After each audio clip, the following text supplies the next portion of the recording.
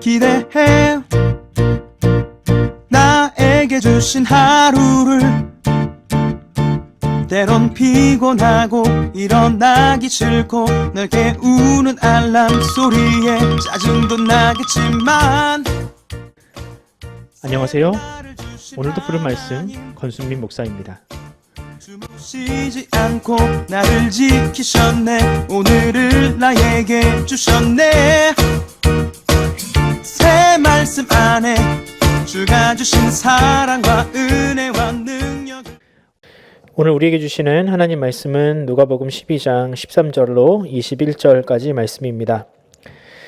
무리 중에 한 사람이 이르되 선생님 내 형을 명하여 유산을 나와 나누게 하소서 하니 이르시되 이 사람아 누가 나를 너희의 재판장이나 물건 나누는 자로 세웠느냐 하시고 그들에게 이르시되 삼가 모든 탐심을 물리치라 사람의 생명이 그 소유에 넉넉한 데 있지 아니하니라 하시고 또 비유로 그들에게 말하여 이르시되 한 부자가 그 밭에 소출이 풍성하매 심중에 생각하여 이르되 내가 곡식 쌓아둘 곳이 없으니 어찌할까 하고 또 이르되 내가 이렇게 하리라 내 곡간을 헐고 더 크게 짓고 내 모든 곡식과 물건을 거기 쌓아두리라.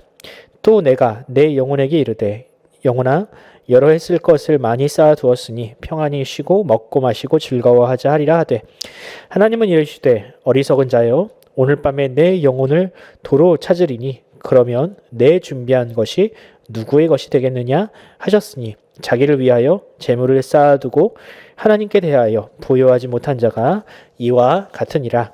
아멘. 오늘 설교 제목은 남을 위해 사는 제자, 자기를 위해 사는 무리입니다. 남자와 여자가 결혼을 하면 새로운 호칭이 하나씩 생깁니다.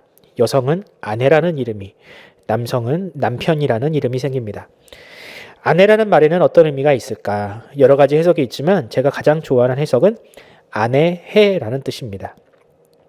집안에서 남편에게 따뜻한 온기와 에너지를 공급하는 햇님과 같은 역할을 하는 것, 이것을 줄여서 아내라고 부른다라는 것이죠. 참 일리가 있는 말입니다. 그럼 이 남편이라는 말에는 어떤 의미가 있을까요? 아내가 좋은 의미라면 남편은 그다지 좋은 뜻으로 해석된 내용이 거의 없습니다. 남의 편이라고 사람들이 많이 부르더라고요.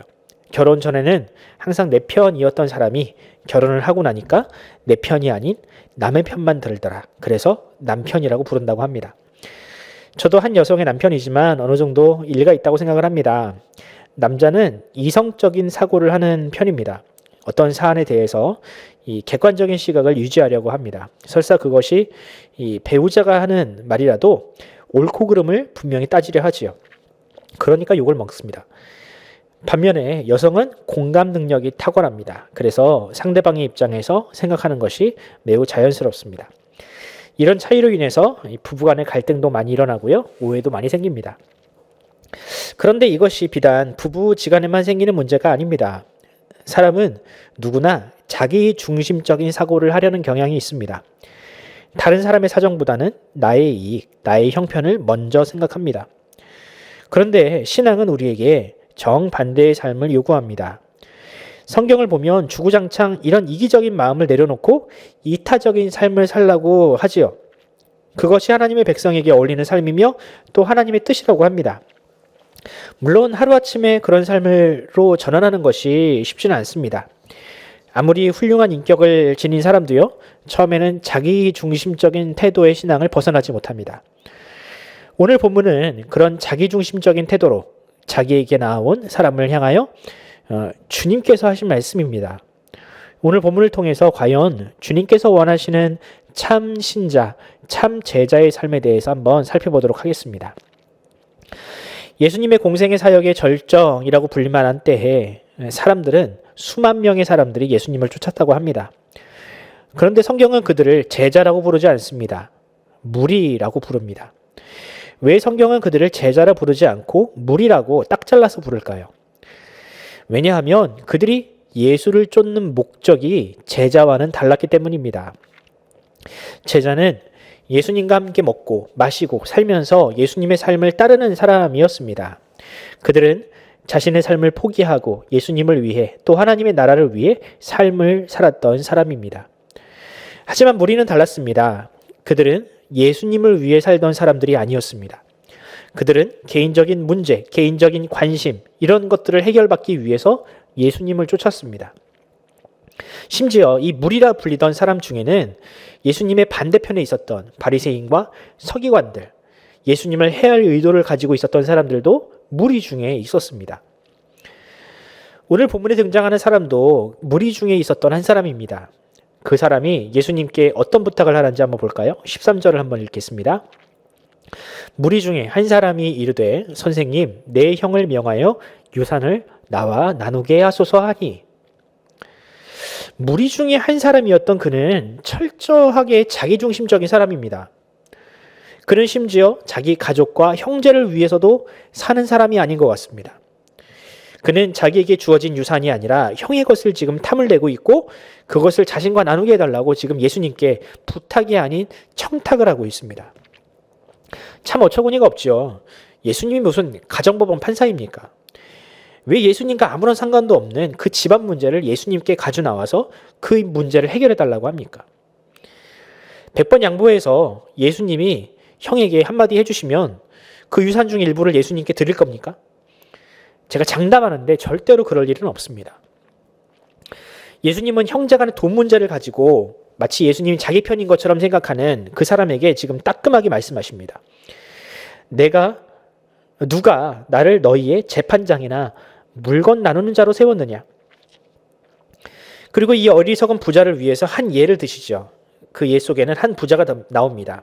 큰 밭을 가지고 풍년을 맞이하여 창고를 넉넉하게 만들면서 내일을 꿈꾸었던 부자. 세상적인 관점으로 보면 이 사람은 굉장히 성공한 사람이고 훌륭한 사람입니다. 미래를 준비하고 미래를 위하여 열심히 일하고 있으니까요.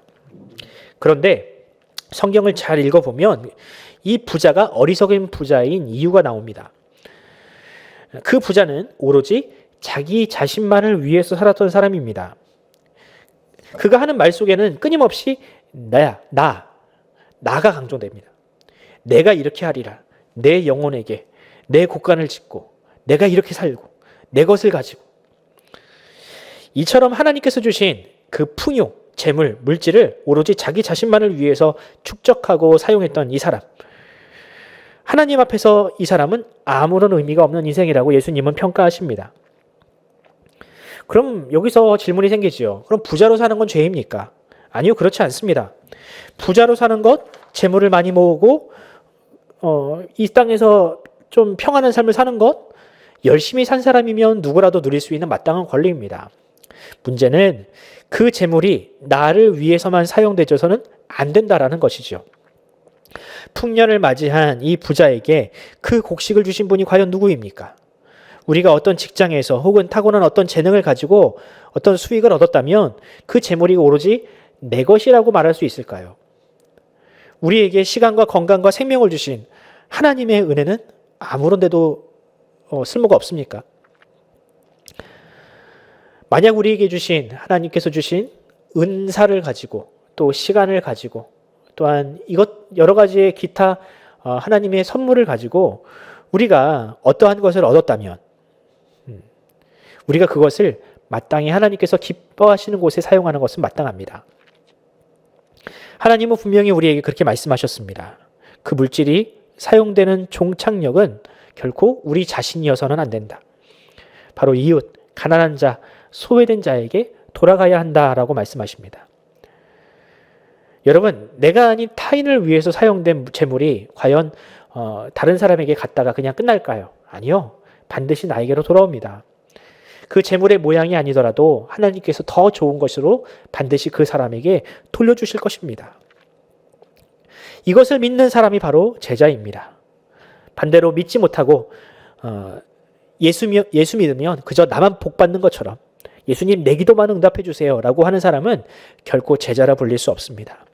그 사람은 그저 수많은 무리 중에 한 사람, 예수님의 곁을 스쳐갔던 한 사람으로 불릴 것입니다. 사랑하는 성도 여러분, 우리가 이왕 예수 믿을 거 무리 중에 한 사람, 그저 엑스트라 중에 한 사람으로 머물지 말고 예수님의 참 제자의 길을 살아가길 바랍니다. 어리석은 부자처럼 이 땅에서 내 배나 불리고 내 재산만 증식하고 만족하고 그것으로 끝나는 인생이 아니라 하나님이 주신 기회와 물질을 하나님의 나라를 위해서 흘려보내는 인생을 살아가야 하겠습니다. 하나님은 그런 사람들 편이십니다. 나는 이웃을 위해, 하나님의 나라를 위해 아무것도 손해보지 않고 오로지 복만 추구하는 인생을 살아간다면 어찌 하나님께서 그런 사람의 편에 서실 수 있겠습니까? 예수님은 분명히 말씀하셨습니다. 12장 8절에서 9절입니다. 내가 또한 너희에게 말하노니 누구든지 사람 앞에서 나를 시인하면 인자도 하나님의 사자들 앞에서 그를 시인할 것이요 사람 앞에서 나를 부인하는 자는 하나님의 사자들 앞에서도 부인을 당하리라. 예수님은 남의 편이 아니라 진정한 남편이 되어주시는 분입니다.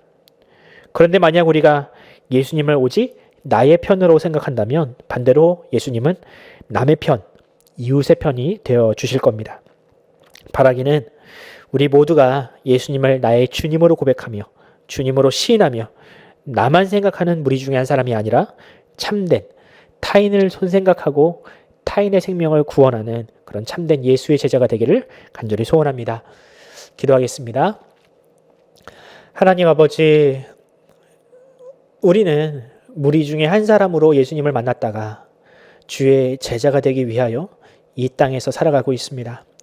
한때는 우리도 나를 위하여, 나만을 위하여 살아난 인생이었으나 우리를 위하여 십자가를 지신 그 예수 그리스도의 사랑을 알고 나서 우리는 더 이상 그 삶을 살아갈 수 없게 되었습니다. 주님, 주님께서 우리를 아시오니 주님, 우리의 이기심과 우리의 탐욕을 버리게 하시고 특별히 이 물질과 우리의 욕심보다 훨씬 더 가치 있는 하늘의 것에 우리의 눈이, 우리의 시선이 집중되게 하여 주시옵소서. 특별히 아버지 하나님, 이 땅 가운데 살아가는 사람들 중에 우리의 사랑, 우리의 관심이 필요한 사람들이 너무나도 많습니다. 이 세상은 나만을 위해서 살아가기에는 너무나도 안타까운 일들이 많이 벌어지고 있는 상황입니다. 주님, 미약한 힘이지만 우리가 가지고 있는 것들로 이웃을 구제하고 또한 이웃을 살리고 또한 이웃을 위해 살아가는 것이 주의 제자의 길일 줄로 믿사오니 주여 우리가 무리 중에 한 사람으로 살아가지 않고 제자의 길을 걸어가게 하여 주시옵소서. 감사드리며 예수 그리스도의 이름으로 기도드립니다. 아멘. 사랑하는 성도 여러분, 오늘 기도하실 때에 하나님, 저는 과연 무리입니까? 제자입니까? 제가 만약 무리 중에 한 사람으로 여전히 남아있다면 주여 우리를 불러주시고 우리가 그 순종의 길, 헌신의 길을 살아가게 하여 주시옵소서라고 기도했으면 좋겠습니다. 코로나 바이러스와 백신이 속히 이 바이러스 백신이 속히 보급되어서 우리가 다시금 과거의 옛 생활, 평안의 삶, 일상의 삶을 회복하게 해달라고 마찬가지로 기도해 주시기 바랍니다. 함께 기도하겠습니다.